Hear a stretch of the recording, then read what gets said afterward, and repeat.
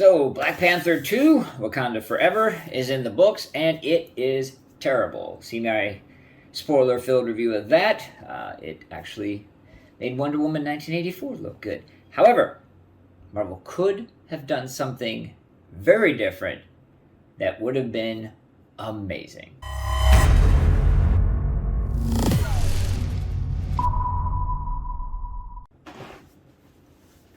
Hey, it's King Kaiju here, and today we're going to look at what the sequel to Black Panther could have and should have been. But before to do that, I gotta do the prerequisites, which is like, subscribe, hit the reminder button. Okay, now that we're done with that, here we go. So, there's actually something already in existence that would have been the most perfect thing, with some slight modifications, for Marvel to do at this stage in the MCU on several levels, and as it relates to the sequel to Black Panther.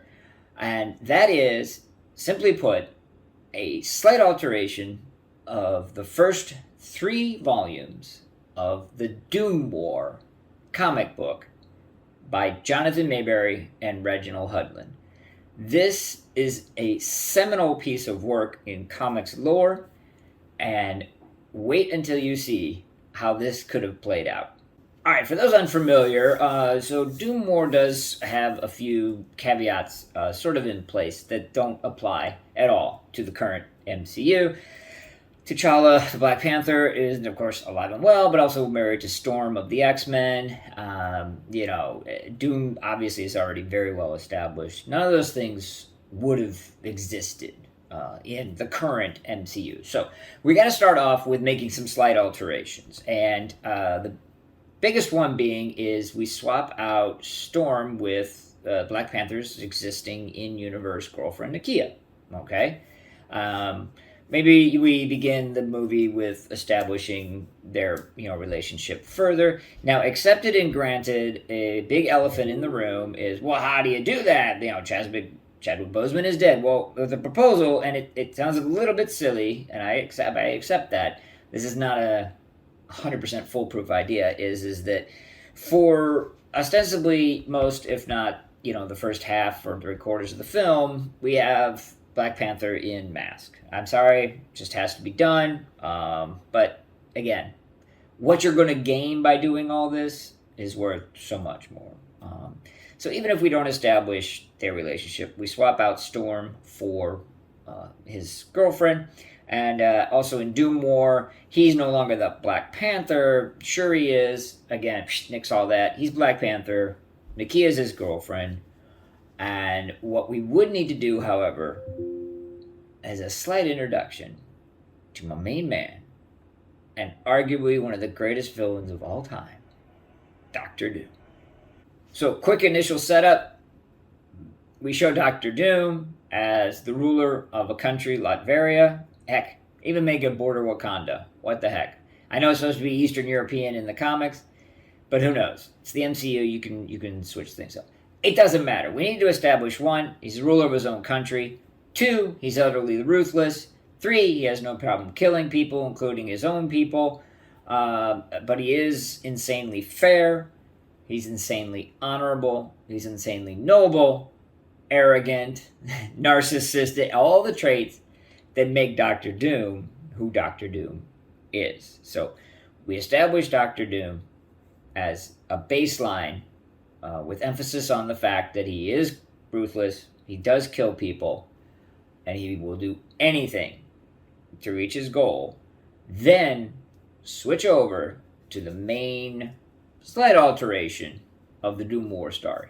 So, in the Doom War story, ostensibly Dr. Doom has decided to steal all the vibranium in Wakanda. And it is all located in a vault approximately a mile below the palace, underground, but it is secured by a number of different locks of different types. There's physical ones, but where Doom starts to have his first issue is there's a magic lock. So now this provides an excellent opportunity to introduce the idea to the MCU fans that Dr. Doom also possesses magic knowledge on top of science and technology knowledge. As in the comic book, and very easily done in the movies, one of his minions is like, hey, it's a magic lock, nothing I can do. Doom's like, step aside, chant, chant, spinny, boom, unlocked, ready to go. There's also a nice little line. I mean, there's dozens of great lines in the comic book that really, if translated to screen verbatim, helps to establish the character so much. Right after Doctor Doom breaks the magical barrier, he just says, child's play. Because he's that damn good, and he knows it. Then, there's a scene in the comic book that would also be very, very great in the MCU, and that is, now, in the comics, it is T'Challa talking to the X-Men, so we would have to swap that out, because obviously the X-Men haven't been introduced yet, but the point being is that the motivation behind Doom wanting to steal the vibranium in T'Challa's theory is that despite the fact that they have never been able to utilize, manipulate, or do anything with the magical properties of vibranium, he's convinced that Dr. Doom has figured out how to do so. Okay, so in the comic book, one of the next locks requires a thief. So obviously this would have to be changed. But again, it's already set up. It's all perfect. So he set up that for whatever reason, the next lock needs Nakia. Okay? DNA, something. It doesn't matter. The point being is that obviously she's not cooperative. So for further motivation, Doom brings in Ramonda, Black Panther's mother, as well as some other, basically you could kind of do sort of the elder members of the Wakandan society. And basically it says, bust out the lock, or I start killing them one by one.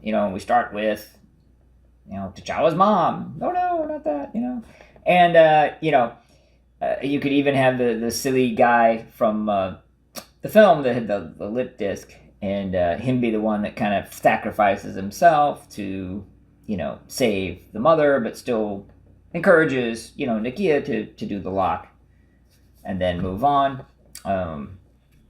Again, showing the ruthlessness and cold-blooded nature of Doctor Doom.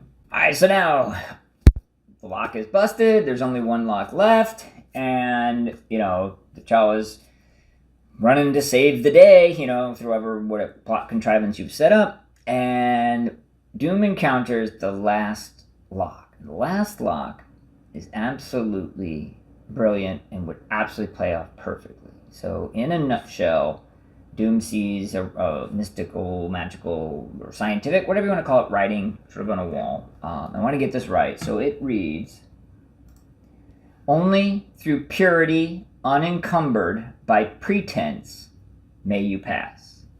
At this point, Storm / Nakia in our version says, "That's it. You've lost, Doom, ha ha ha, joke's on you, because, you're not pure. You are one of the most vile, awful, terrible people on the whole planet. And, you're not going to be able to pass no matter what. So, threaten to kill us, whatever you want, I know, my boyfriend is on his way, whatever you want to say. But there's absolutely no way that you're going to be able to get by this one because of who you are." And Doom just does the whole, purity, you say? So what follows is an absolutely brilliant sequence that really should be in the movie, but I can't see them having the courage to do that. So now what I've noticed is, and it's not just Marvel, Disney, it's pretty much across the board, that the film industry really thinks that their audience is stupid or childish. And that is to say, that they tend to shy away from sort of headier, high concept ideas. They also very much shy away from nuance, which is a big mistake.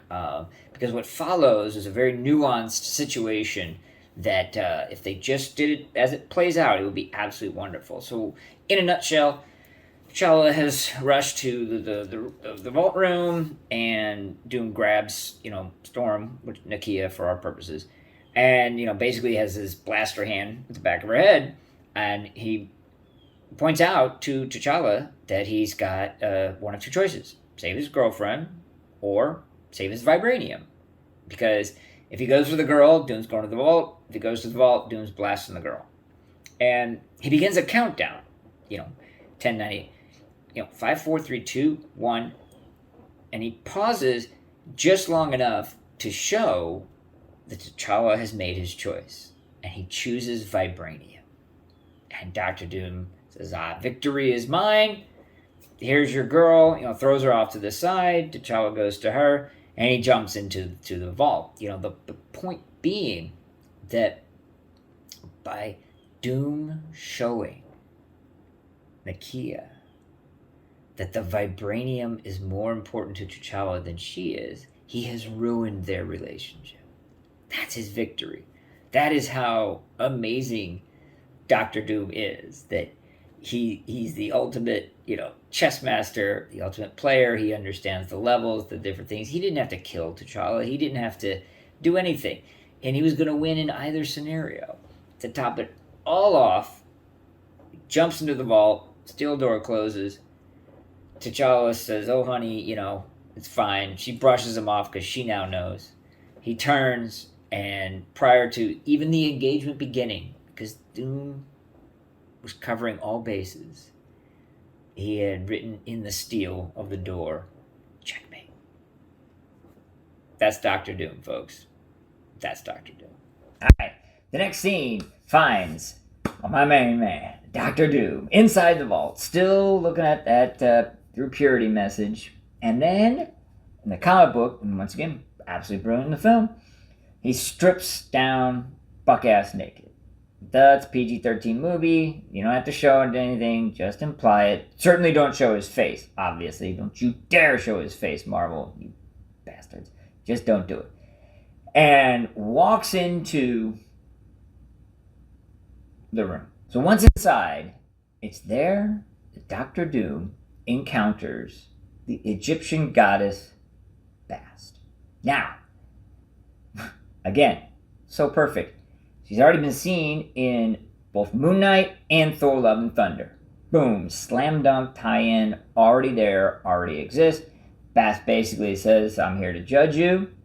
I don't know why you think you're going to pass this. I already know about you. I know who you are. And Doom's like, no. You got to do some digging, girl. You got to get into the soul. I'm going to bare myself. I'm going to open my soul up to you, So there's a little bit of a thing about, hey, some of the stuff that I've done is nothing compared to what humanity's done to itself. Hey, look, little scenes of Hitler, scenes of the KKK. That's fine. Throw all that stuff in. No problem. Great. Bast is like, yeah, that's fine. That doesn't justify you, though, right? And that's when Doom busts out with yet again an insane tie-in connection that the MCU could utilize. So we, in the comic book realms, know, so it would have to be established, not too difficult, that Doctor Doom has a time platform, allows him to travel through time. And so Doom says, look, here's the deal, Bast. I have traveled into thousands of versions of the future, and every single one of them, humanity is suffering, divided, extinct, whatever, save one. In that future, humanity is peaceful, prosperous, quote-unquote happy, and the reason being is Doom rules them all. Now, he does rule them with an iron fist. Any law violation is punishable by death. You can go down that road and explore that if you want. You don't need to. The important part is that this allows you to then either tie in or leave open for speculation the fact that back in the old Infinity War, Doctor Strange claimed to filter through 16 million or so possible futures and only found one where they defeat Thanos. Whoa. Did he find the one where Doctor Doom won and just ignored it because he didn't like Doctor Doom? I mean, think about that. The tie-ins are insane. I mean, it's pre-built. And basically, at the end of the day, Bast says, you know what? I find your methods abhorrent, but I find your argument acceptable. That's right. Yes, he passes the purity test because this is the core of Doctor Doom. This is what makes Doctor Doom one of the greatest villains of all time. Doctor Doom, and this is a truism that most people don't like to accept, and that is that those who are perceived as evil do not view themselves as evil. I'm sorry it is to say, but the worst dictators in the history of the planet, Hitler, Pol Pot, all of them did not see themselves as being evil. Dr. Doom does not see himself as evil. Everyone else does. But he is that idea taken to the extremes, which is why he's so amazing.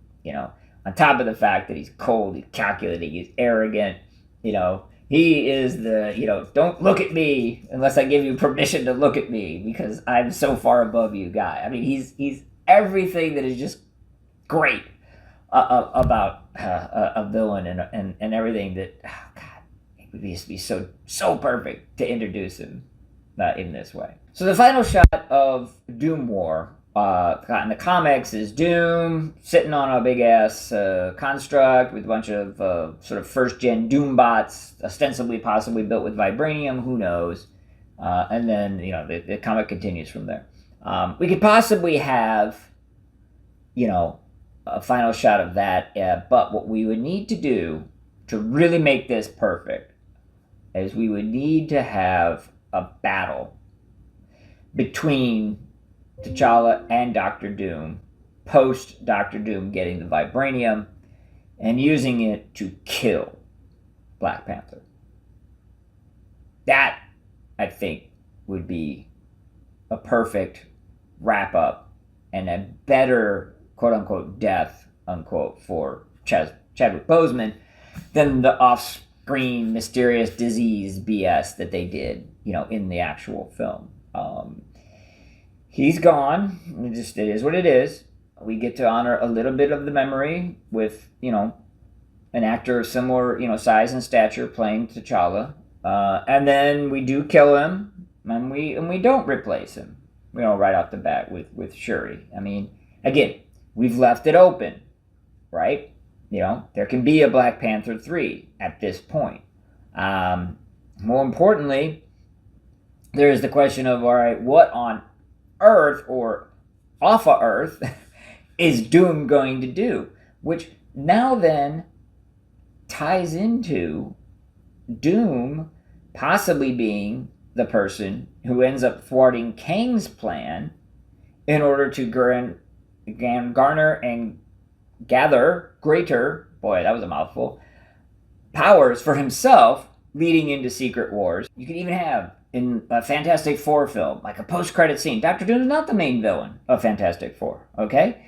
And, post-credit scene, it's Latveria, it's obviously him in his chamber, and his little minion is around. His minion's like, oh, hey, Doc, we just saw this, they show a news cap of, everything that happened in the Fantastic Four movie, and the minion suggests that, his old colleague Reed Richards did a good job, or something like that, and Doom kills him, right? It would be perfect. I mean, it would really further establish Doom as just this heartless, driven, maniacal character, establish the feud with Reed Richards. I mean, it's all there. It's all custom built in. It's all so easy, and it would be so wonderful to see that, but I'm afraid that we won't. All right, so that's my idea for how Black Panther 2 coulda, shoulda, woulda kind of gone. What do you guys think? Please let me know in the comment section below. I'd love to talk to you about this. Obviously, I haven't 100% fleshed out my ideas, but I think there's enough meat there to really chew into, if you know what I mean.